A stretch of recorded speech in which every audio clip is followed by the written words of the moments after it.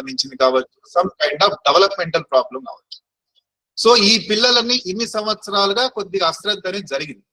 So ఈ మధ్యనే government national education పాలసీలో ఆల్ ఇండియా వైజ్ గా world health organization plus UNICEF వీళ్ళందరూ కొద్దిగా ప్రెషర్ పెట్టడం వల్ల డెవలపింగ్ కంట్రీస్ లో ఈ యొక్క సర్వీస్ అనేది ప్రతి స్కూల్లో ఉండాలి అనే ఒక ఉద్దేశంతో ఒక పెద్ద ప్రణాళిక తయారు చేశారు. అదే national education policy నెప్ 2000.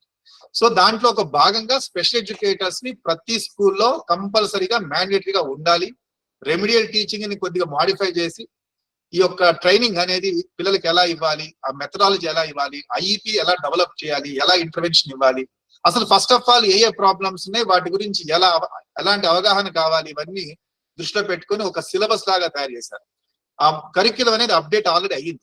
Visual impairment మీద, హియరింగ్ ఇంపైర్మెంట్ మీద, ఇంటెలెక్చువల్ డిజబిలిటీ మీద, ఆటిజం మీద, సెరెబ్రల్ పాలసీ మీద, డౌన్ సిండ్రోమ్ మీద, లెర్నింగ్ డిజబిలిటీ మీద, ADHD attention deficit hyper active disorder, ఇలా రకరకాల సమస్యల గురించి వాళ్ళు క్లుప్తంగా క్లియర్ గా చెప్పడం జరిగింది సిలబస్ లో కూడా. సో మీరు ఇప్పుడు ప్రిపరేషన్ ఏదైతే అవ్వబోతున్నారో ఈ యొక్క మెడికల్ కి సంబంధించినటువంటి ప్రాబ్లమ్స్ అనేది మీకు ఒక అవగాహన ఉండాలి అనే ఒక ఉద్దేశంతో ఈ ఆర్గనైజింగ్ కమిటీ వాళ్ళు శ్రీనివాస్ సార్ గాని, వెంకట్ గాని అందరూ మంచి ఉద్దేశంతో ఈ ప్రోగ్రామ్ తయారు చేశారు. Really it's great thing, I mean great work I can say.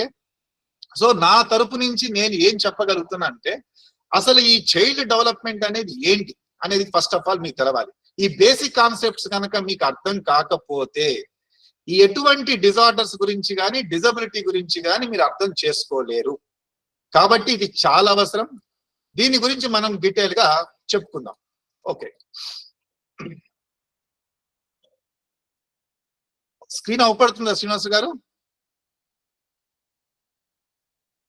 Hello, screen అవపడుతుంది? Yes, okay. సో ఈ రోజు నా సెషన్ ఏదైతే ఉందో మా గురువు గారికి నేను అంకితం చేస్తున్నాను.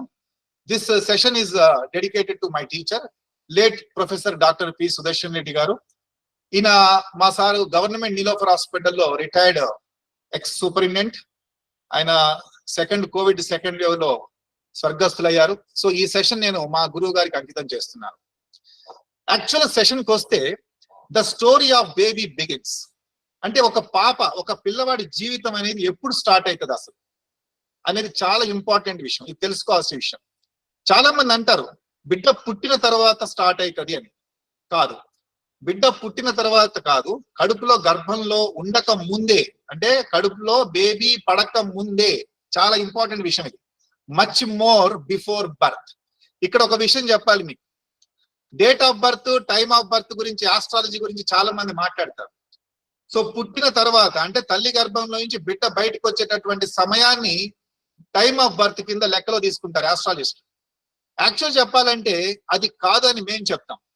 అసలు ఆస్ట్రాలజీ గురించి మనం పక్కన పెడితే అసలు గర్భంలో బిడ్డ ఎప్పుడైతే ఆ చీకటి ప్రపంచంలో జన్మనిస్తుందో ఆ తల్లి, ఆ విషయము, ఆ టైం అనేది ఆ తల్లికే తెలియదు. So that is called time of conception. Time of conception అంటే గర్భం దాల్చింది అంటే అక్కడ బిడ్డ యొక్క జననం అనేది స్టార్ట్ అయింది. అది లెక్కలు తీసుకోవాలి. అది ఎవరికి తెలియని విషయం, ఈమె తల్లికి కూడా తెలియదు. అది భగవంతుని సృష్టి. కానీ ఇక్కడ మన క్వశ్చన్ ఏంటి? The story of baby begins. అసలు బేబీ యొక్క పిల్లవాడు కానీ పాప యొక్క జీవితం అంటే స్టోరీ అసలు ఎప్పుడు స్టార్ట్ అవుతుంది అనే దానికి క్వశ్చన్. ఆన్సర్ ఏంటంటే మచ్ మోర్ బిఫోర్ బర్త్. అంటే పుట్టక ముందే. అంటే అర్థం ఏంటి? తల్లి గర్భం దాల్చక ముందే ఆ బిడ్డ యొక్క స్టోరీ అనేది స్టార్ట్ అవుతుంది అని అర్థం. అది ఎప్పుడు అనేది డీటెయిల్ తెలుసుకున్నాం. ఇక్కడ కొన్ని పాయింట్స్ మీరు బాగా అర్థం చేసుకోవాలి. Children respect those who respect dum. ప్రతి పిల్లవాడు తల్లిదండ్రులను కానీ, అక్కా చెల్లెళ్ళు కానీ, అన్నదమ్ములు కానీ, సొసైటీలో మెంబర్స్ గురించి కానీ, లేదా గురువులను కానీ ఎప్పుడు రెస్పెక్ట్ చేస్తారు? ఎప్పుడైతే వాళ్ళు గౌరవం స్వీకరిస్తారో అప్పుడే వాళ్ళు గౌరవిస్తారు. So children respect those who respect them. కాబట్టి మనం రెస్పెక్ట్ చేయాలి పిల్లలకి.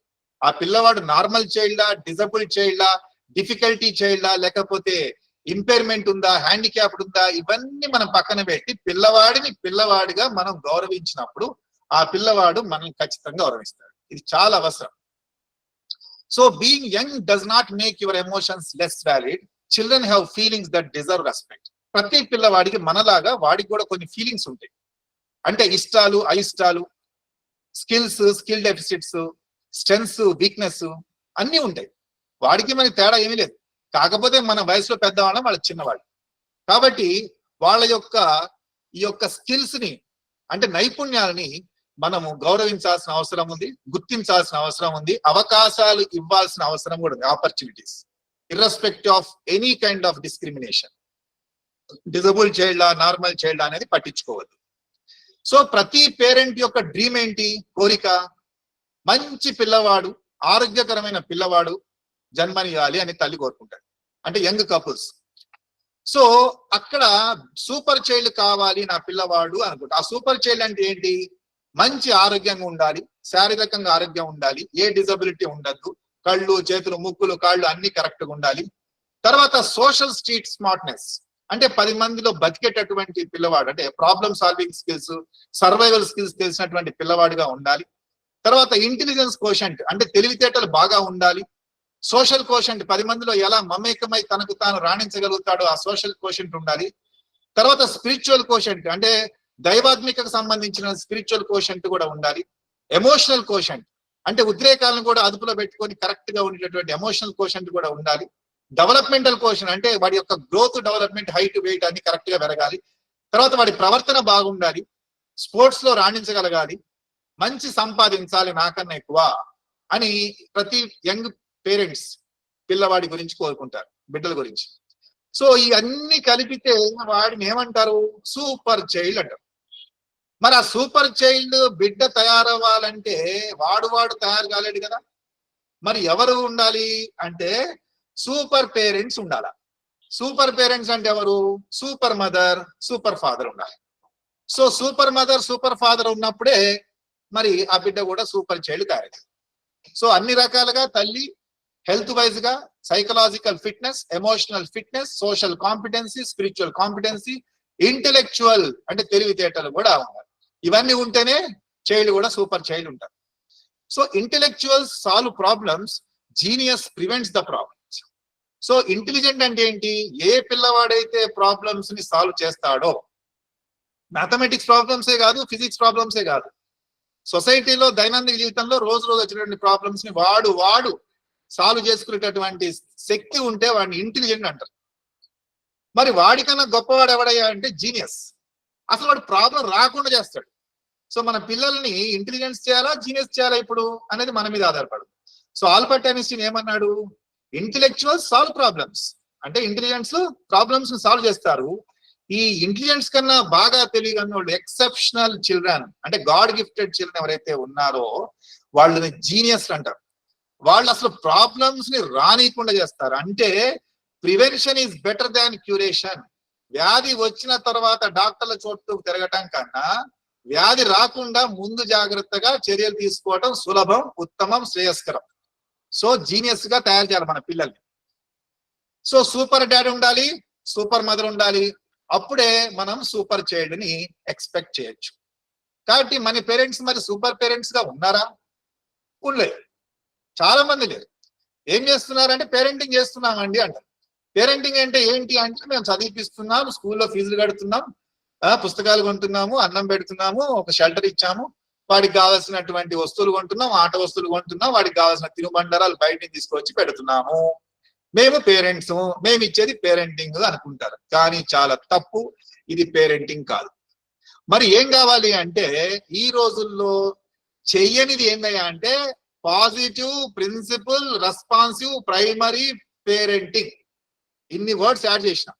Positive, principle, responsive, care giving, balanced parenting. ఇది మిస్ అవుతుంది ఈ రోజుల్లో ఉన్న పేరెంట్స్ కి. ఇది లేదు లేదు లేదు, 90% లేదు.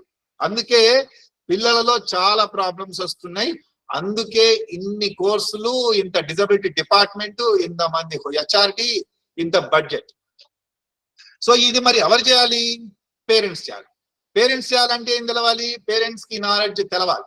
పేరెంట్స్ కి నాలెడ్జ్ తెలవాలంటే పేరెంటల్ ట్రైనింగ్ ప్రోగ్రామ్స్ కండక్ట్ చేయాలి. కండక్ట్ చేస్తేనే మనకి ఈ యొక్క అవేర్నెస్ అనేది క్రియేట్ చేయొచ్చు. సో భగవంతుడు అనేవాడు ఉన్నాడా లేదా అనేది మనం డిస్కస్ చేయొద్దు, కానీ సృష్టి అనేది ఉంది. ఒక చిన్న చీమ దగ్గర నుంచి ఒక ఫుల్ ఫ్లెడ్జ్డ్ హ్యూమన్ బీయింగ్, అంటే highly evolved genius or intelligent human beings లెక్కలో తీసుకుంటే ప్రతి జీవికి, సజీవికి ఆ సృష్టికర్త ఎవరైతే ఉన్నాడో ఒక కౌంట్ పెట్టాడు. ఆ కౌంట్ ఎంత గొప్పదంటే ఇప్పుడు మీరు చూడండి ఎంత బాగుంది. తల్లి గర్భంలో 270 రోజులు పిల్లవాడి యొక్క గ్రోత్ అవుతుంది. దాని తర్వాత వాడు బయటకు వస్తాడు. మొదటి సంవత్సరం 365 రోజులు, రెండవ సంవత్సరం 365 రోజులు, మొత్తం కలిపి కరెక్ట్ గా 1000 డేస్ పెట్టాడు. That is the nature. భగవంతుడిని నేను నేచర్ అంట. ఆ నేచర్ అనేవాడు భగవంతుడో దేవుడో అది తర్వాత, కానీ ఆ నేచర్ సృష్టి అనేది కరెక్ట్ గా మనిషికి 1000 రోజులు ఇచ్చింది. ఆ 1000 రోజులు చాలా ఇంపార్టెంట్. దాన్నే మనం ఫస్ట్ 1000 డేస్ అంటాం. ఎంత బాగా పెట్టాడంటే ప్రెగ్నెన్సీలో అండం వచ్చిన తర్వాత, శుక్రకణం వచ్చిన తర్వాత, జైగోట్ ఫామ్ అయిన తర్వాత ఆ కణం అనేది డివిజన్ అయ్యి నెమ్మదిగా ఒక చిన్న బేబీ లాగా తయారై వాడు బయటకు వచ్చి వాడు తర్వాత పాకటం, కూర్చోవటం, నడవటం, పరిగెత్తటం, జంప్ చేయటం, ఇవన్నీ 0 to 1000 డేస్ అని చెప్పాను. 0 అంటే ఎప్పుడు మరి అంటే తల్లి గర్భంలో బిడ్డ ఫామ్ కావటం. అది ఎవరికి తెలియదు, తల్లికే తెలియదు. దాన్నే టైమ్ ఆఫ్ బర్త్ అంటాం. చీకటి ప్రపంచంలో జీవం పోసుకున్నటువంటి ఆ బిడ్డ యొక్క టైమ్ ఆఫ్ బర్త్ అది ఎవరికి తెలియదు. No one knows, it's a top secret. Okay, so అక్కడి నుంచి పిల్లవాడికి 2వ సంవత్సరం వచ్చే వరకు అంటే సెకండ్ బర్త్డే కరెక్ట్ గా ఇవి 1000 డేస్. 270, 365, 365. So total 1000 days. ఆ సృష్టి అనేది, ఆ నేచర్ అనేది ఎప్పుడు ఆ బేబీ ఏం చేయాలి అంటే ఎప్పుడు కళ్ళు ఫామ్ కావాలి, ఎప్పుడు చెవులు ఫామ్ కావాలి, ఎప్పుడు బ్రెయిన్ ఫామ్ కావాలి, ఎప్పుడు వాడు పాకాలి, ఎప్పుడు నడవాలి, ఎప్పుడు కూర్చోవాలి, ఇవన్నీ ఏవైతే ఉన్నాయో కరెక్ట్ గా ఆ స్పీడ్ ఆఫ్ సెల్యులార్ డివిజన్, అంటే ఆ కణం అనేది అంత స్పీడ్ లో కరెక్ట్ గా డివిజన్ అవ్వుకుంటూ వస్తుంది. ఇదే నేచర్. నేచర్ వేరు, నర్చర్ వేరు. నేచర్ అంటే జీన్స్, క్రోమోజోమ్స్ మన తల్లిదండ్రుల నుంచి మనం తెచ్చుకున్నది. నర్చర్ అంటే ఏంటి?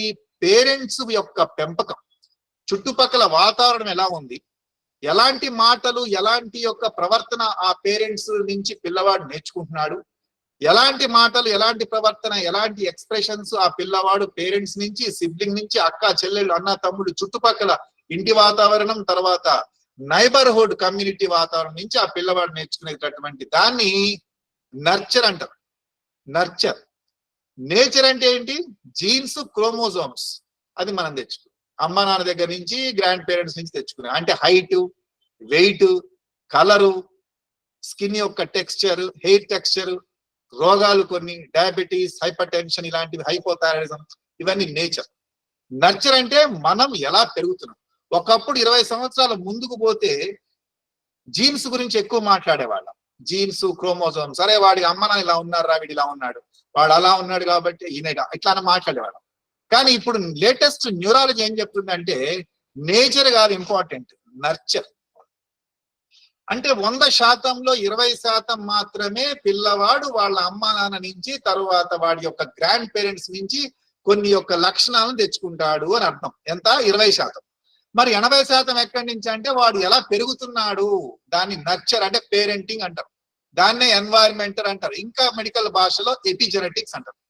ఈ ఎపిజెనెటిక్స్ అనేది చాలా ఇంపార్టెంట్. సో ఎగ్జాంపుల్ తీసుకుంటే ఒక స్లమ్ ఏరియాలో ఒక 1 year పిల్లవాడు, 1 సంవత్సరం పిల్లవాడిని ఒక స్లమ్ ఏరియా నుంచి పికప్ చేసి, స్లమ్ ఏరియాలో ఉన్నటువంటి ఒక పూర్ పేరెంట్స్ యొక్క పిల్లవాడు, 1 year పిల్లవాడిని తీసుకొని బాగా చదువుకున్నటువంటి ఎడ్యుకేటెడ్ ఒక ఆఫీసర్, బాగా వైట్ కలర్ పీపుల్ ఇంట్లో కనుక పెట్టి ఆ పిల్లవాడిని, వాళ్ళ పిల్లవాడిని స్లమ్ ఏరియాలో కనుక పెడితే ఒక 20 సంవత్సరాల తర్వాత ఎట్లా తయారవుతారు? వాళ్ళ పేరెంటింగ్ స్టైల్, వాళ్ళ యొక్క వాతావరణం బట్టి తయారవుతారు. కాబట్టి ఇక్కడ ఇంపాక్ట్ ఎవరిది అంటే వాతావరణంది, అంటే చుట్టుపక్కల వాతావరణం. మరి వాతావరణం అంటే ఏంటి? గోడలు, రోడ్లు, బిల్డింగ్లేనా? కానే కాదు. వాతావరణం అంటే తల్లిదండ్రులు పిల్లలతో ఎలా మాట్లాడుతున్నారు, ఎలాంటి భావాలతో మాట్లాడుతున్నారు, ఎలాంటి ఎక్స్ప్రెషన్ తో మాట్లాడుతున్నారు, ఎలాంటి భాషతో మాట్లాడుతున్నారు, ఎంత టైం ఇస్తున్నారు, వాళ్ళతో కూర్చొని పని చేస్తున్నారా లేదా, వాళ్ళకి టైం ఇస్తున్నారా లేదా, ఇవన్నీ చాలా ఇంపార్టెంట్.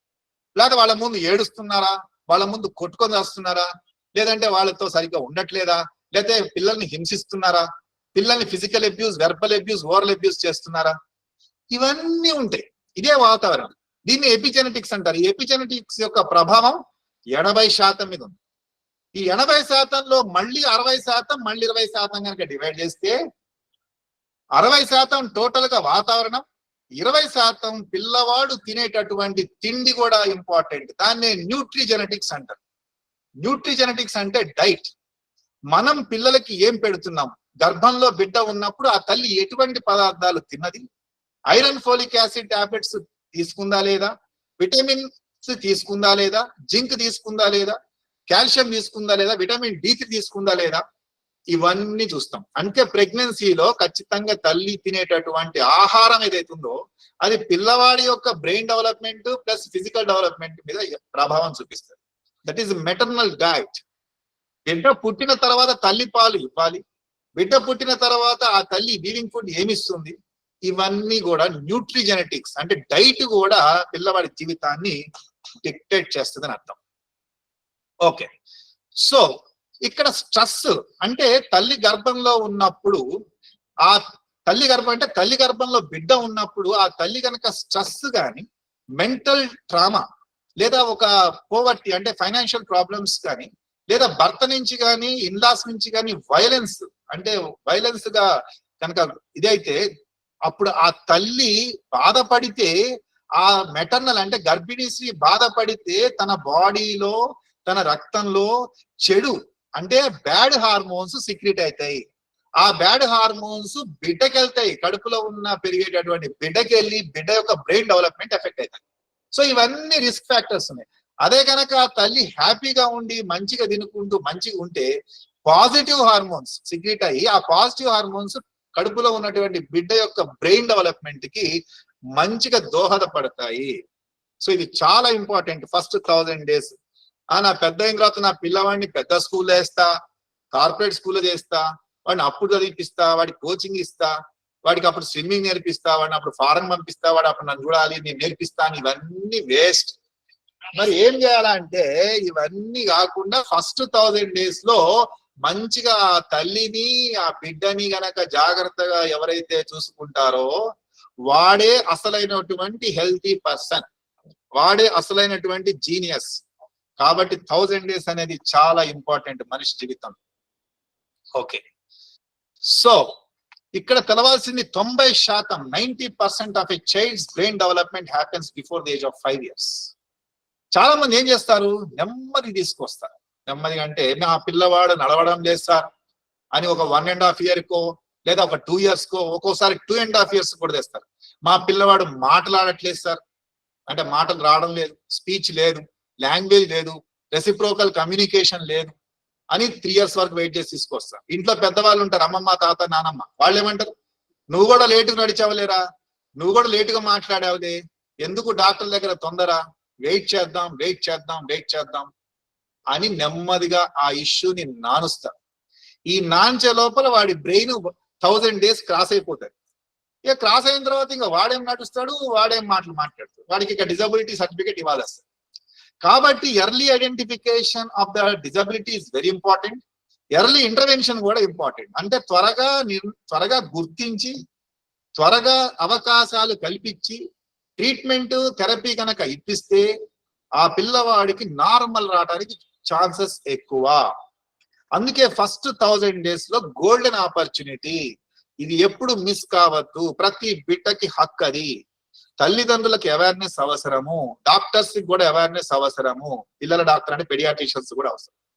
జనరల్ పెడియాట్రిషియన్స్ వ్యాక్సిన్ కోసం బిడ్డ వెల్ బేబీకి నీకు వచ్చినప్పుడు వ్యాక్సిన్ ఇచ్చి ఓవరాల్ గా వాడి డెవలప్మెంట్ ఎలా ఉంది, వాడు మాట్లాడుతున్నాడా, వింటున్నాడా, చూస్తున్నాడా, రెస్పాన్స్ ఇస్తున్నాడా, లాంగ్వేజ్ కి అన్ని చూసి ఏమైనా ప్రాబ్లం ఉందంటే ఇమీడియట్లీ న్యూరో డెవలప్మెంటల్ స్పెషలిస్ట్ కి పంపితే ఆ పిల్లవాడి లైఫ్ మంచిగా ఉంటది.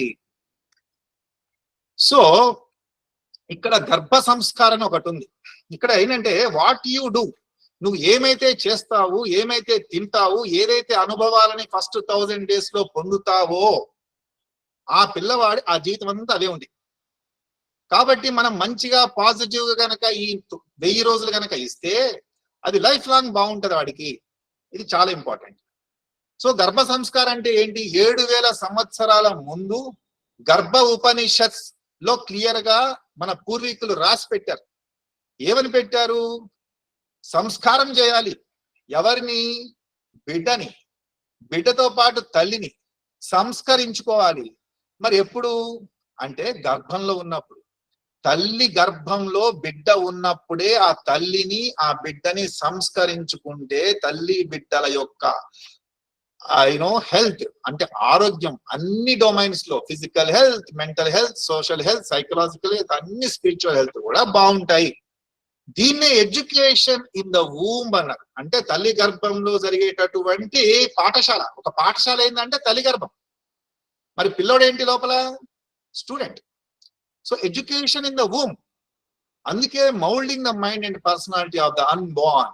అంటే బిడ్డ పుట్టక ముందే వాడి యొక్క పర్సనాలిటీ మొత్తం తయారైతుంది అనేది ఆల్రెడీ ఎప్పుడో 7,000 సంవత్సరాల ముందు చెప్పారు. ఇప్పుడు మా దగ్గర న్యూరాలజీ రీసెర్చ్ లో కూడా అదే తెలుస్తుంది. కాబట్టి మనం సంస్కరించుకోవాలి తల్లి బిడ్డలని ఫస్ట్ 1000 days లో అని అంటాం. ప్రెగ్నెన్సీ అనేది ఇంటర్నల్ లా ఎక్స్టర్నల్ లా అంటే సహజంగా అందరూ ఏమంటారు? ప్రెగ్నెన్సీ అనేది ఇంటర్నల్, తల్లి కడుపులో కదా ప్రెగ్నెన్సీ అయ్యేది అని అంటారు. కానీ ఆన్సర్ ఏంటో తెలుసా? ప్రెగ్నెన్సీ రెండు, అంటే బోత్ ఇంటర్నల్ అండ్ ఎక్స్టర్నల్. మరి ఇంటర్నల్ అంటే ఏంటి అంటే తల్లి గర్భంలో బిడ్డ బొడ్డుతో అంటే ఈ యొక్క అంబులికల్ కార్డుతో కనెక్ట్ అయి ఉంటాడు. తల్లి యొక్క బాడీతో బిడ్డ అంబులికల్ కార్డుతో కనెక్ట్ అయి ఉంటాడు. అది ఇంటర్నల్ ప్రెగ్నెన్సీ. ఎక్స్టర్నల్ ప్రెగ్నెన్సీ అంటే బిడ్డ తల్లి గర్భంలో నుంచి బయటికి వచ్చిన తరువాత తల్లి యొక్క పాలు తాగుతాడు. అంటే కనెక్షన్ పాయింట్ మారింది. లోపల ఉన్నప్పుడేమో బొడ్డుతో అంటే అంబులికల్ కార్డుతో కనెక్ట్ అయ్యాడు. బయటకు వచ్చిన తర్వాత తను బ్రెస్ట్ అంటే తల్లి రొమ్ములు అంటే పాలక కోసం కనెక్ట్ అయ్యాడు. సో ఇది కూడా ప్రెగ్నెన్సీ అని మేము చెప్తాం. So pregnancy is both internal and external. మరి ఎప్పటి వరకు ఆ ప్రెగ్నెన్సీ అంటే లాక్టేటింగ్ అయ్యే వరకు, అంటే తల్లి పాలు ఆపే వరకు. తల్లి పాలు ఆపే వరకు ఆ తల్లి ప్రెగ్నెంటే. జాగ్రత్తగా చూసుకోవాలి ఆ తల్లులని, లాక్టేటింగ్ మదర్స్ ని అని. అది ఇంపార్టెంట్. ఇక్కడ ఒక విషయం ఏంటంటే ఈ ఎడ్యుకేషన్ ఇన్ ద వూమ్ అన్నా అంటే తల్లి గర్భంలోనే ఫస్ట్ ప్రైమరీ ఇన్స్టిట్యూషన్ అంటే ఆది గర్భం. ఆది అంటే primitive or primary. First institution child కి ఏందయ్యా అంటే తల్లి గర్భం అంటే వూంబ్. అది మొదటి ఇన్స్టిట్యూషన్, మొదటి పాఠశాల. సెకండ్ ఇన్స్టిట్యూషన్ ఏందయ్యా అంటే తల్లి ఒడి. అంటే వాడు బయటకు వచ్చి ఏం చేస్తాడు? తల్లి పాలు తాగుతాడు, తల్లి ఒళ్ళో ఉంటాడు. అది సెకండ్ పాఠశాల, సెకండ్ ఎడ్యుకేషనల్ ఇన్స్టిట్యూషన్. ఏంటది? ల్యాబ్ అంటే తల్లి ఒడి, అమ్మ ఒడి, మొదటి బడి అని అనేవాళ్ళు పాతలో. సో సెకండ్ ఇన్స్టిట్యూషన్ తల్లి ఒడి. థర్డ్ ఇన్స్టిట్యూషన్ అంటే మూడవ పాఠశాల ఏంటంటే హోమ్ ఎన్వైరన్మెంట్. అంటే వాడిగా లెగుస్తాడు, నడుస్తాడు, ఇంట్లో అంతా గరగర తిరుగుతాడు, అవి పట్టుకుంటాడు, ఇవి పట్టుకుంటాడు, ఆడతాడు, అందరితో మాట్లాడుతుంటాడు. ఇది థర్డ్ ఇన్స్టిట్యూషన్. ఫోర్త్ ఇన్స్టిట్యూషన్ ఏంటంటే ఇంట్లో నుంచి వాడు బయటకు వెళ్తాడు. ఇంట్లో నుంచి బయటకు వెళ్ళగానే నైబర్హుడ్. నైబర్హుడ్ అంటే ఏంటి? చుట్టుపక్కల ఈ నైబర్ లేదా కమ్యూనిటీతో ఇంటరాక్ట్ అవుతుంటాడు. పక్క పిల్లలతో ఆడతాడు, పక్కన ఆంటీ అంకులు ఎత్తుకుంటారు, వాళ్ళ తిరుగుతాడు, చుట్టుపక్కల వాతావరణం చూస్తుంటాడు. ఇది ఫోర్త్ ఇన్స్టిట్యూషన్ అంటే నాలుగవ పాఠశాల. ఫిఫ్త్ ఇన్స్టిట్యూషన్ ఏంటంటే అప్పుడు ఆ తల్లిదండ్రులు స్కూల్కి పంపిస్తారు. అంటే అది ప్లే స్కూల్ కావచ్చు, నర్సరీ కావచ్చు, మాంటిసోరీ కావచ్చు, ఇంకేదైనా స్కూల్ కావచ్చు. అది ఫిఫ్త్ ఇన్స్టిట్యూషన్. అంటే ఈ ఒక్కొక్క స్కూలింగ్ అనేది కరెక్ట్ గా ట్రాన్సిషన్ అవ్వాలి. ఇది చాలా అవసరం. సో గర్భ సంస్కారం నుంచి స్టార్ట్ అయితే ఈ జర్నీ చాలా బ్యూటిఫుల్ జర్నీ ఉంటుంది. మరి ఇది ఎవరి బాధ్యత? తల్లిదండ్రుల బాధ్యత. ఓకే, ఇక్కడ పాల విషయం వచ్చేసరికి ఏ బిడ్డ అయితే తల్లి పాలు తాగుతాడో, ఏ బిడ్డ అయితే తల్లి పాలు తాగుతాడో ఆ బిడ్డకి స్పీచ్ లాంగ్వేజ్ కమ్యూనికేషన్ డెవలప్మెంట్, ఆ బిడ్డకి సెన్సరీ డెవలప్మెంట్, ఆ బిడ్డకి మోటార్ డెవలప్మెంట్, ఆ బిడ్డకి ఓరో మోటార్ డెవలప్మెంట్, ఆ బిడ్డకి ఇంటెలిజెన్స్ కాగ్నిటివ్ డెవలప్మెంట్ చాలా చాలా బాగుంటది. చాలా బాగుంటది. ఏ బిడ్డ అయితే తల్లి పాలు తాగడో వాడు పేషెంటే. వాడికి ఇమ్యూనిటీ ఉండదు, తొందరగా జలుబులు, దగ్గులు, జ్వరాలు వస్తాయి. ఏవైనా ఇన్ఫెక్షన్స్ వస్తే వాడు హాస్పిటల్ అడ్మిట్ అవ్వాల్సి వస్తుంది ప్రతిసారి. తల్లి పాలు తాగకపోతే స్పీచ్ లాంగ్వేజ్ డెవలప్మెంట్ సరిగ్గా ఉండదు, బ్రెయిన్ డెవలప్మెంట్ సరిగ్గా ఉండదు, ఇవన్నీ ఉంటాయి. కాబట్టి పాలు తాగాలి, చాలా అవసరం. తల్లి పాలు ఇవ్వాలి. దాన్నే న్యూరో ఎక్సర్సైజ్ అంటారు. న్యూరో ఎక్సర్సైజ్ ఎందుకు పెట్టినామంటే ఆ పేరు, తల్లి పాలు వీడు చీకేటప్పుడు తీసుకునేటప్పుడు బలం పెట్టి అని గుంజాల ఆ బేబీ. గుంజితేనే ఈ దవడలు, ఈ బ్రెయిన్లు, ఈ నరాలు, కండరాలన్నీ పనిచేస్తాయి. పనిచేసినప్పుడు బ్రెయిన్ అనేది యాక్టివేట్ అవుతుంది, అన్ని సెంటర్స్ యాక్టివేట్ అవుతాయి. Broca's and Wernicke sensory motor cortex cerebellum అన్ని యాక్టివేట్ అవుతాయి. యాక్టివేట్ అయ్యి మంచి తెలివి వస్తుంది, మంచిగా మాట్లాడతాడు. అదే బాటిల్ ఫీడింగ్ బేబీస్ అనుకో, అనగానే తక్కువ నోట్లో ఇన్ని పాలు వస్తాయి, లిటిల్ ఎఫర్ట్ తోనే పాలు వస్తాయి. కాబట్టి డెవలప్మెంట్ ఎక్కువ ఉండదు. కాబట్టి తల్లి పాలు ఉత్తమం, శ్రేయస్కరం.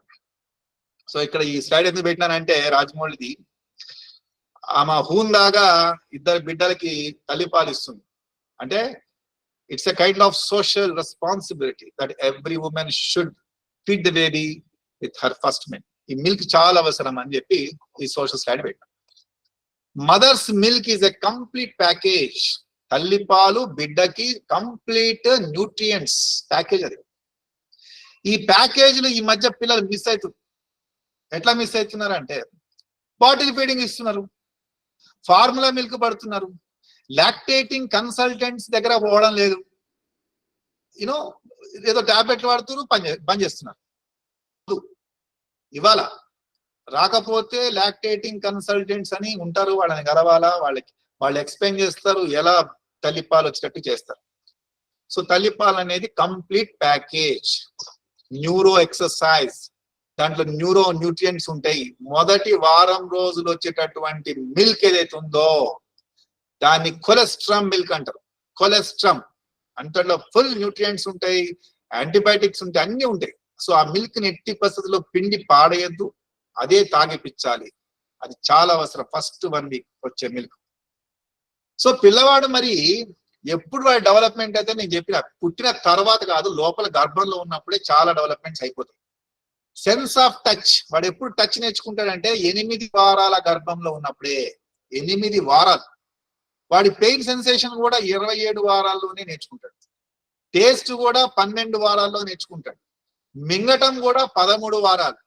హియరింగ్, లిజనింగ్, లెర్నింగ్ 18 వారాల యొక్క గర్భంలో ఉన్నప్పుడే నేర్చుకుంటాడు. ఈవెన్ తల్లిదండ్రుల యొక్క వాయిస్ ని కూడా గుర్తుపడతాడు. ఇండియన్ మైథాలజీలో మనము భక్త ప్రహ్లాద, అభిమన్యుడి స్టోరీస్ మీరు వినే ఉంటారు. సేమ్ ఎగ్జాంపుల్ ఇక్కడ. ఏం లేదు, గర్భం యొక్క గోడ అనేది ఒక చిన్న గోడ. ఈ రూమ్ నుంచి ఆ రూమ్ లో వాడు వింటనే ఉంటాడు. తల్లి ఏం మాట్లాడుతుంది, తండ్రి ఏం మాట్లాడుతున్నాడు, తల్లిని తిడుతున్నాడా, అమ్మమ్మ తిడుతుందా, నాన్నమ్మ, అన్ని వింటున్నాడు. జస్ట్ గోడ ఒక్కటే అంతే, అన్ని వింటుంటాడు. తల్లి డిప్రెషన్, బాధలో ఉందనుకో, ఆ బిడ్డ మూమెంట్స్ అనేవి ఎక్కువనైతాయి లేదా తక్కువనైతాయి. భయపడతాడు లోపల బిడ్డ. తల్లి బాధలో ఉన్న, తల్లి ఏడ్చిన. ఒకవేళ తల్లి ఆనందంగా ఉందనుకో, ఆ బిడ్డ లోపల హ్యాపీగా ఉమ్ము నీళ్ళలో తిరుగుతూ ఉంటాడు, స్విమ్మింగ్ చేస్తుంటాడు. Good swimmer. కానీ మనం స్విమ్మింగ్ ఎప్పుడు నేర్పిస్తాం తల్లి పిల్లకి? 8 years, 5 years, 10 years, 15 years, లేదా అసలు నేర్పించాం. కానీ తెలియని విషయం ఏంటంటే, తల్లి గర్భంలో బిడ్డ ఆల్రెడీ ఏ గుడ్ స్విమ్మర్. 9 నెలలు ఈదిన్నాడు. హిందూ మహాసముద్రం ఈదినట్టు అనుకోవాలి. 9 నెలలు ఈదితేనే ఆ బిడ్డ పెద్దగా అవుతాడు. కానీ తల్లిదండ్రులు భయాలను పెట్టుకొని వాళ్ళు పిల్లల్ని పంపరు. కానీ అవకాశాలు స్విమ్మింగ్, వాడు పుట్టుకతోనే మంచి స్విమ్మర్ ఆడు.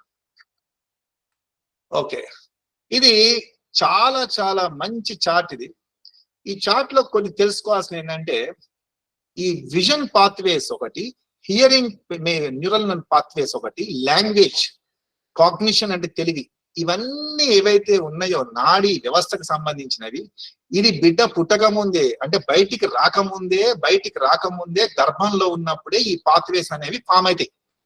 అంతేగాని బిడ్డ బయటకు వచ్చిన తర్వాత కావు.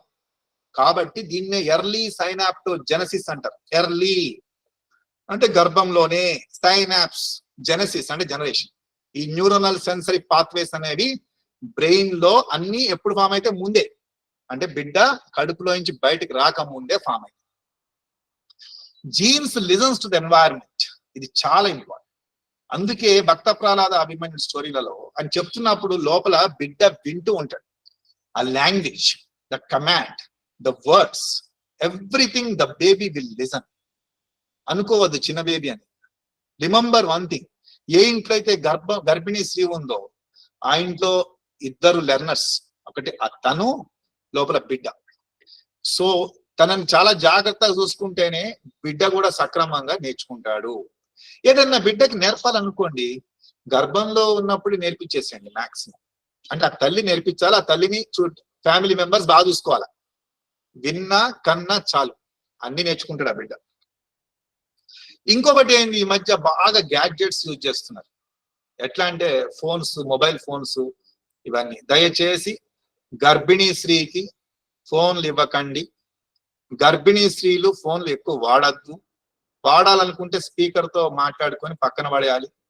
గ్యాడ్జెట్స్ యొక్క రేడియేషన్ అనేది లోపల డైరెక్ట్ గా బిడ్డ యొక్క బ్రెయిన్ లోకి వెళ్ళి డిస్టర్బ్ అవుతాయి, డీరైల్ అవుతుంది, డెవలప్మెంట్ డీరైల్ అవుతుంది. కాబట్టి ఫోన్లు వాడద్దు.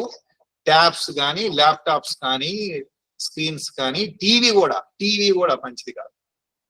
ఎక్కువ హ్యూమన్ ఇంటరాక్షన్ ఉండాలి, మనిషితో మాట్లాడాలి, కానీ ఈ ఫోన్లతో ఇంటరాక్షన్ అనేది వద్దు. ఓకే. ఏ తల్లి అయితే మెటర్నల్ డిస్ట్రెస్ అంటే బాధపడుతూ, ఏడుస్తూ, శారీరకంగా, మానసికంగా, ఎమోషనల్ గా గనక వీక్ అయితే ఆ తల్లి పుట్టబోయే బిడ్డ ఎవరైతే ఉంటారో ప్రీటర్మ్ బేబీస్ పుట్టాయి. ప్రీటర్మ్ అంటే ఇప్పుడు 7 నెలల 8 నెలలోనే పుడతారు. ఈ 7-8 నెలల్లో ప్రీటర్మ్ బేబీస్ కనుక పుడితే వాళ్ళకి లో బర్త్ వెయిట్స్ వస్తాయి. లో బర్త్ వెయిట్ వస్తే, వెరీ లో బర్త్ వెయిట్ వచ్చిన, extreme low birth weight baby పుట్టిన వాళ్ళని మేము ఎన్ఐసిలో పెడతాం. ఎన్ఐసి అంటే new born intensive care unit లో పెడతాం. New born intensive care unit లో పెడితే ఆ సౌండ్స్, ఆ మానిటర్స్, ఆ ఆపరేటర్స్ అన్న వల్ల, వీడి యొక్క శబ్ద తరంగాల వల్ల వీడి పిల్లవాడి యొక్క బ్రెయిన్ డెవలప్మెంట్ ఎఫెక్ట్ అయ్యి ఆటిజం కానీ, ADHD కానీ, లేదంటే వేరే ప్రాబ్లమ్స్ వస్తాయి. సో ఇవన్నీ రిస్క్ ఉంది. అందుకే తల్లి గర్భంలో బిడ్డ ఉన్నప్పుడు తల్లిని జాగ్రత్త చూసుకోవాలి, ఎటువంటి టెన్షన్స్ పెట్టద్దు.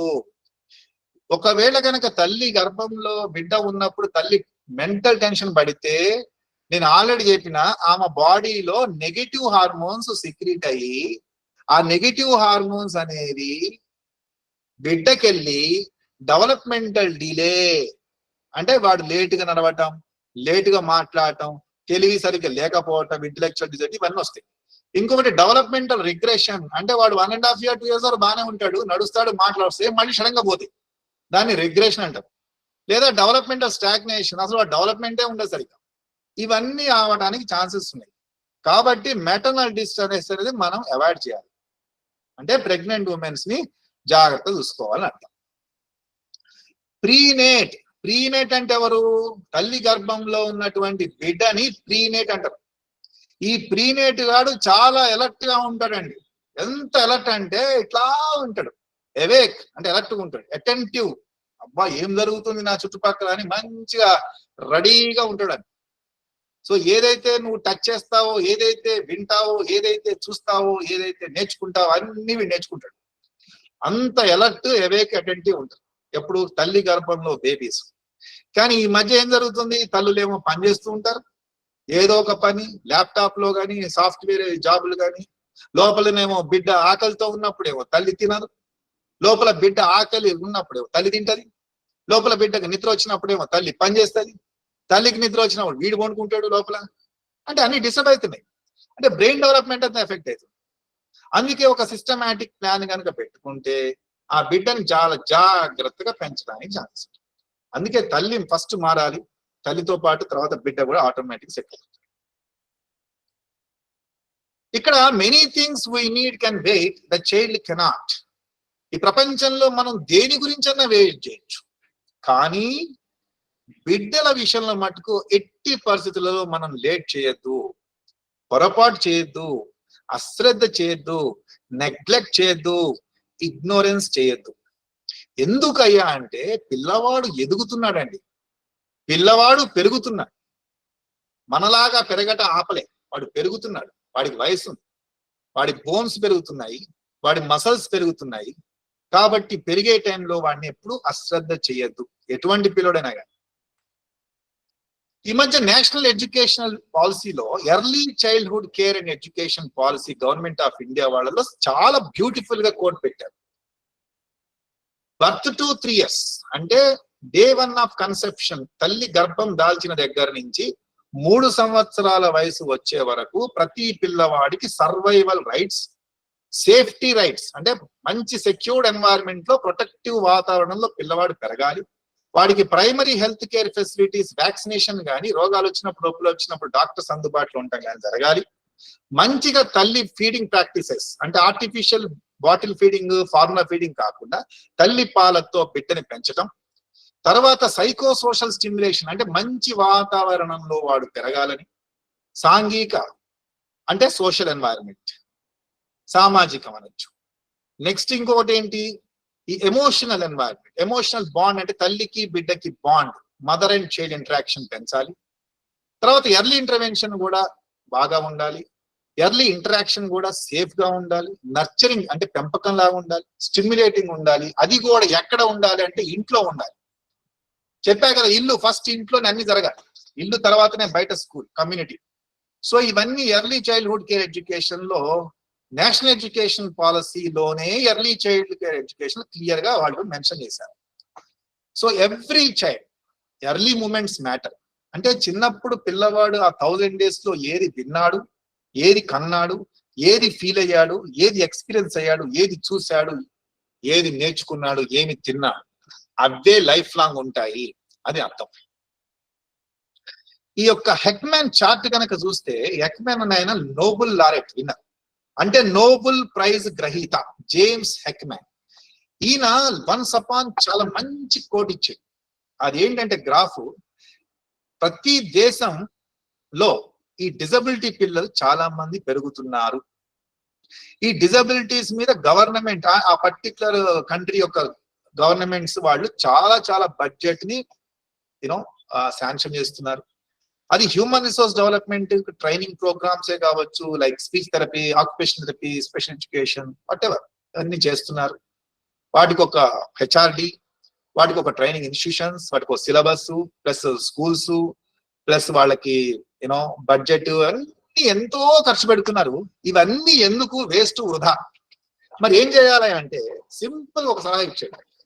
ప్రతి దేశంలో, ప్రిఫరబుల్లీ డెవలపింగ్ కంట్రీస్ లేదా అండర్ డెవలప్డ్ కంట్రీస్ లో, గవర్నమెంట్ ప్రతి ఆడపిల్లకి, అంటే అడోలసెన్స్, టీనేజ్ వచ్చినటువంటి అమ్మాయిలు ఎవరైతే ఉంటారో, ప్యూబర్టీ అటైన్ అయిన వాళ్ళకి మంచిగా మల్టీవిటమిన్స్ టాబ్లెట్స్, వాళ్ళ లైఫ్ స్టైల్ మేనేజ్మెంట్, తర్వాత వాళ్ళకి మంచి కౌన్సిలింగ్ ఇచ్చుకుంటా, ప్రెగ్నెన్సీలో ఆ తల్లిని చాలా జాగ్రత్తగా చూసుకుంటూ, మెటర్నల్ న్యూట్రిషన్ అంటే ఆ తల్లికి మంచిగా ఐరన్, ఫోలిక్ యాసిడ్, విటమిన్స్ అన్ని ఇస్తూ, సరి అయినటువంటి సైకో సోషల్ ఎన్వైరన్మెంట్ కనుక ఇస్తే, భర్తతో కానీ ఇన్లాస్తో అన్ని ఇస్తే, ఆ తల్లి డిజబిలిటీ పిల్లవాడికి జన్మనివ్వదు, ఆ దేశంలో డిజబిలిటీ పిల్లలు ఉండరు అని సలహా ఇచ్చాడు ఎప్పుడో లాంగ్ బ్యాక్.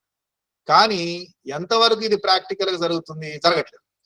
సో అందుకే డిజబిలిటీస్ పిల్లల స్ట్రెంత్ పెరుగుతుంది, ప్రివలెన్స్ అనేది పెరుగుతుంది, ఆల్ టైప్స్ ఆఫ్ డిజబిలిటీస్ పెరుగుతుంది. కానీ చెప్పినట్టు కనుక వింటే, ఈ ప్రీనేటల్, మెటర్నల్ ప్రీనేటల్ ప్రోగ్రామ్స్ కనుక మంచిగా ఆ కంట్రీలో కనుక ఉంటే, ఆ కంట్రీ డిజబిలిటీ ఫ్రీ కంట్రీ అయిపోతుంది. ఓకే. సో అట్ బర్త్, పుట్టినప్పుడు పిల్లవాడి యొక్క నాడీ వ్యవస్థని గనక మనం చూసుకుంటే, సెంట్రల్ నర్వస్ సిస్టమ్, సిఎన్ఎస్, దాంట్లో నరాలు అంటే న్యూరాన్స్ 100 బిలియన్ న్యూరాన్స్ ఫామ్ అవుతాయి. 100 బిలియన్ న్యూరాన్స్ పుట్టినప్పుడు.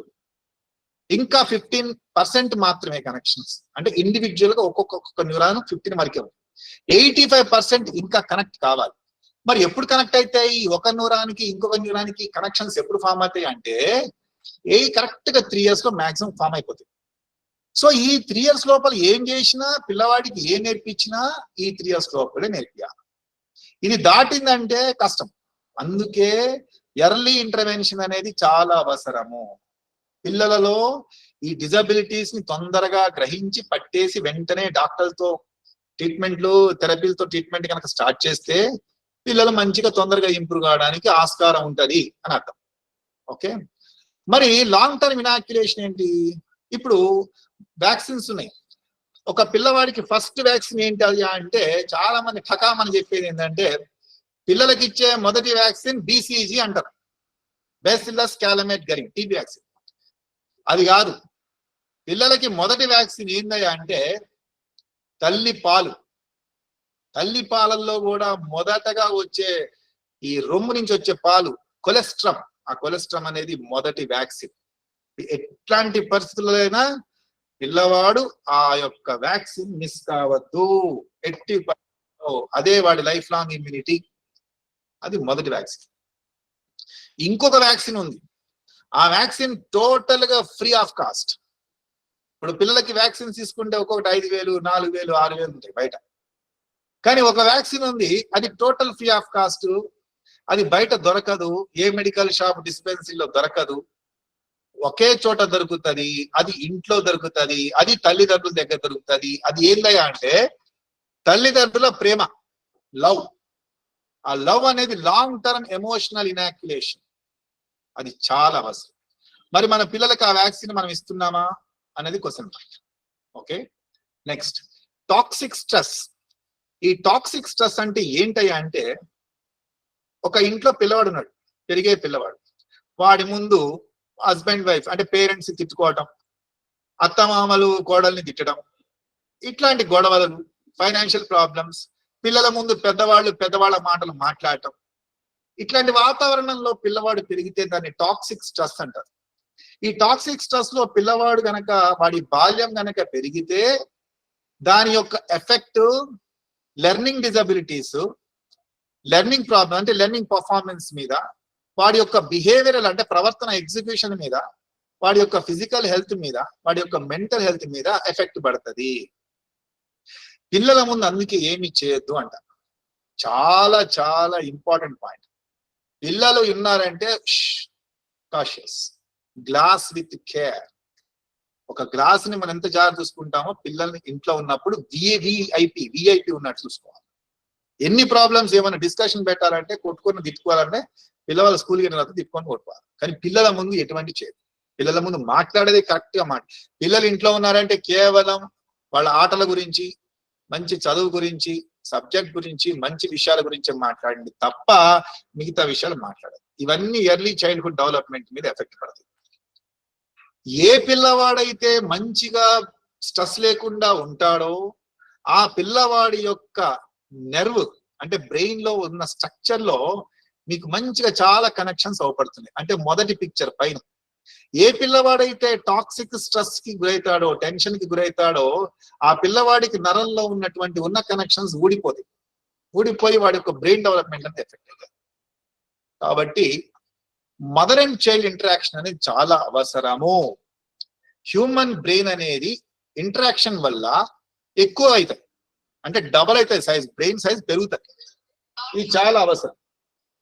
ఓకే, చాలా మంది ఏం చేస్తారు ఇప్పుడు డెవలప్మెంట్, ఐక్యూ బాగుందండి మా పిల్లవాడి, చాలా తెలియగలడు అని అంటారు. వీడు చదువులో నెంబర్ 1 ఉంటాడు, కానీ వీడు బయటకు పోయి ఏదైనా తీసుకురారంటే తీసుకురాడు. ఎక్కడైనా చౌరస్తా ఇచ్చి పెడితే రాలేడు. 10 మందితో ఎట్లా మాట్లాడాలో తెలియదు, ఎలాంటి గౌరవం ఇవ్వాలో తెలియదు. వాడికి ఐక్యూ ఉండి లాభం ఏంటి? అందుకే ఐక్యూ అనేది ఇప్పుడు లీస్ట్ బోదర్డ్ సబ్జెక్ట్. ఇప్పుడు ఎవరు పట్టించుకోవట్లేదు ఐక్యూ గురించి. 60% ఉన్నా 70% ఉన్నా చాలు. కానీ అసలు ఇంపార్టెంట్ క్యూస్ వేరే ఉన్నాయి. Developmental quotient, emotional quotient, spiritual quotient, psychological quotient, social quotient. ఇవన్నీ చాలా ఇంపార్టెంట్. ఈ కాంపిటెన్సీస్ లేకనే ఈ యొక్క ప్రైవేట్ ఎడ్యుకేషనల్ ఇన్స్టిట్యూషన్ లో, కార్పొరేట్ వ్యవస్థలో, కాంపిటేటివ్ ఎగ్జామ్స్ లో పిల్లలు ర్యాంకులు రాలేక సూసైడ్ చేసుకుంటున్నారు ఈ స్ట్రెస్ వల్ల. అంటే ఏంటి? వాళ్ళకి ఎమోషనల్ కాంపిటెన్సీ సరిగ్గా లేనట్టు, ఎమోషనల్ కోషంట్ సరిగ్గా లేనట్టు. కాబట్టి పెంచాల్సిన బాధ్యత ఎవరిది? ఎమోషనల్ కాంపిటెన్సీ చిన్నప్పుడే ఆ పిల్లలకి ఆ తల్లిదండ్రులు ఇవ్వాల్సి. ప్రాబ్లమ్ సాల్వింగ్ స్కిల్స్ ఇది చాలా అవసరం. సో ఐక్యూ మీద ఎవరు పట్టించుకోవట్లేదు. ఇప్పుడు మిగతా క్యూస్ ఏంటంటే emotional quotient, social quotient, spiritual quotient మీదనే ప్రపంచం అంతా వెళ్తుంది. ఓకే,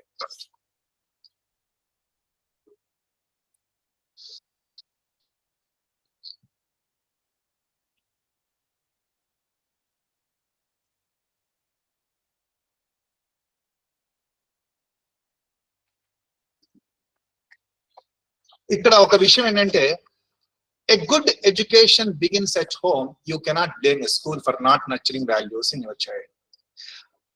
ఒక పిల్లవాడి యొక్క ఎడ్యుకేషన్ అనేది నేను ఇందాక చెప్పాను మీకు, ఆది గర్భం నుంచి మొదటి స్కూల్, రెండో స్కూల్, మూడో స్కూల్, నాలుగో స్కూల్ వరకు ఇంట్లోనే, ఇంటి చుట్టుపక్కల వాతావరణం.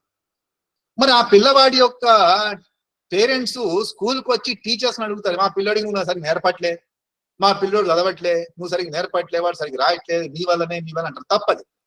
టీచర్స్ ని బ్లేమ్ చేయదండి ఇక్కడ ఎవరైనా కానీ. ఎందుకు అంటే first institution, second institution, third institution, fourth institution ఇంట్లో జరిగింది. నువ్వు సరిగ్గా పెంచలేదు, ప్రెగ్నెన్సీ నుంచి నువ్వు సరిగ్గా పెంచక టీచర్స్ అంటే తప్పేంటి? టీచర్స్ అనద్దు. అందుకే అంటున్నా, a good education begins at home. Home కి హౌస్ కి తేడా ఉంది. హౌస్ అంటే ఏంటి? వాల్స్, ఫ్యాన్లు, ర్యాక్స్, డోర్స్, అది హౌస్. హోమ్ అంటే ఏంటంటే ఆత్మీయతా భావంతో, అనుబంధంతో, ప్రేమతో, ఆప్యాయతతో భార్య భర్తలు, పిల్లలు అంటే తల్లిదండ్రులు, పిల్లలు మంచిగా మమేకమై ఒకటిగా ఉన్నటువంటి కుటుంబ వ్యవస్థని హోమ్ అంటారు. సో అక్కడ హెల్ లాగా ఉండదు, it should be an heaven, heaven లాగా ఉండాలి. సో ఇది మనం స్కూల్స్ ని బ్లేమ్ చేయొద్దు అని అంటాం. ఈ మధ్య చాలా మంది ఏదైనా అనగానే గూగుల్ ఓపెన్ చేస్తారు, గూగుల్ ఓపెన్ చేసి ఎదుగుతా ఉంటారు. ప్రతిదీ గూగుల్ సర్చ్. అస్సలు డాక్టర్ గూగుల్ అని పేరు పెట్టేసినాం మేము. పేషెంట్ రాగానే, సార్ మా పిల్లోడికి ఆటిజం ఉంది, మా పిల్లోడికి ADHD ఉంది, మా పిల్లోడికి SLD ఉంది అని వాళ్ళు చెప్పేస్తున్నారు. అంటే డాక్టర్లుగా వాళ్ళే డయాగ్నోసిస్ చేసేస్తున్నారు. ఎవరు చెప్పారంటే, మా పిల్లోడిలో ఈ ప్రాబ్లమ్స్ ఉన్నాయండి, మేము చూసినాం, చూస్తే గూగుల్లో సెర్చ్ చేస్తే గూగుల్లో ఉన్నటువంటి లక్షణాలే నా పిల్లోడిలో కూడా ఉన్నాయి, అందుకే ఆటిజం అని చెప్పేసినా నేను అని చెప్పాడు. ఆ తండ్రి చెప్తాడు, తల్లి చెప్పేస్తాడు. ఇది తప్పు. డాక్టర్ గూగుల్ని ఎప్పుడు అప్రోచ్ కావద్దు. ఈ మధ్య 85 నుంచి 90% వరకు పిల్లల పేరెంట్సే గూగుల్ నాలెడ్జ్ తెలుసుకొని డైరెక్ట్ డాక్టర్ దగ్గరకు వచ్చి డయాగ్నోసిస్ చెప్పేస్తున్నారు. టెన్షన్ పడుతున్నారు, యాంగ్జైటీగా ఫీల్ అవుతున్నారు. దాన్నే డాక్టర్ గూగుల్ అని పేరు.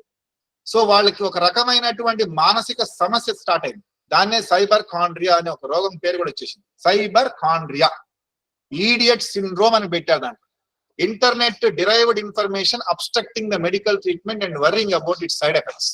ఇంత పెద్ద నెమోనిక్ అబ్రివేషన్ ఈడియట్ సిండ్రోమ్. అంటే యాంగ్జైటీ ఎక్కువైపోయింది ఈ మధ్య పేరెంట్స్, యంగ్ పేరెంట్స్ కి యాంగ్జైటీ. ఎగ్జాంపుల్ చెప్తాను, వాడు 5 సార్లు దగ్గాడంటే వెంటనే డాక్టర్ దగ్గరికి వస్తాడు. వాడు చీదిందనుకో, తుమ్మినా డాక్టర్ దగ్గరికి వచ్చేస్తాడు. వాడు 5 సార్లు మోషన్ పోయినా డాక్టర్ దగ్గరికి వస్తాడు. అంటే ప్రతిదీ సెన్సిటివ్ అయిపోయారు, పరిగెత్తుకుంటూ వస్తాయి. ఇవన్నీ డిఫెన్స్ మెకానిజమ్స్. వాడు 5 సార్లు మోషన్ పోయాడంటే మొత్తం బాడీలో ఉన్నంత ఫారెన్ చెత్త అంతా కొట్టేసినాడు. దగ్గాడు అంటే దగ్గు మంది వేస్తుంది. దగ్గు మంది వేస్తే ఏమవుతుంది? లోపల కఫం అంతా లోపలే ఉంటుంది, దగ్గుతుంది, హ్యాపీ నిద్రపోతాడు. కానీ లోపల కఫం ఉండి న్యూమోనియా వస్తుంది. దగ్గితేనే కదా బయటకు వస్తుంది చెత్త అంతా. కళ్ళలో ఏదో పడింది, స్నీజింగ్ బయటకు వచ్చేస్తుంది కళ్ళెంప నీళ్ళ ద్వారా. తుమ్ములు వచ్చినాయి, స్నీజింగ్, చెత్త అంతా బయటకు వస్తుంది. ఇవన్నీ డిఫెన్స్, బాడీకి దేవుడు ఇచ్చినటువంటి వరాలు. వీటికి మందులేసి పిల్లవాడి యొక్క ఇమ్యూనిటీని నాశనం చేసేస్తున్నారు. ఇవన్నీ ఎక్కడ అంటే గూగుల్లో ఇన్ఫర్మేషన్ సగం డిస్టర్బ్ చేస్తుంది. సో ఇవన్నీ మీకు కొన్ని, ఈరోజు ఐ థింక్ ఇట్స్ ఆల్మోస్ట్ 7:30. ఇక్కడ వరకు మీకు ఏమైనా డౌట్స్ ఉంటే కొద్దిగా అడగండి, డిస్కషన్. ఓకే, నెక్స్ట్ క్లాస్ లో విల్ డిస్కస్ లేటర్.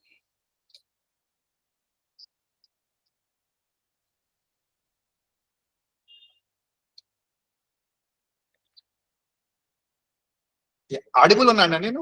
ఆమె audible? Yes, sir. Yes, sir. Yes, sir. Yes, sir. Okay, fine. Any points to discuss? These are all basics. ఇక్కడ నుంచి మీకు అర్థమైతేనే నెక్స్ట్ క్లాసెస్ అర్థమైతే అని ఉద్దేశంతో ఈ రోజు ప్రెజెంటేషన్. మీకు ఏమైనా డౌట్స్ ఉంటే అడగండి.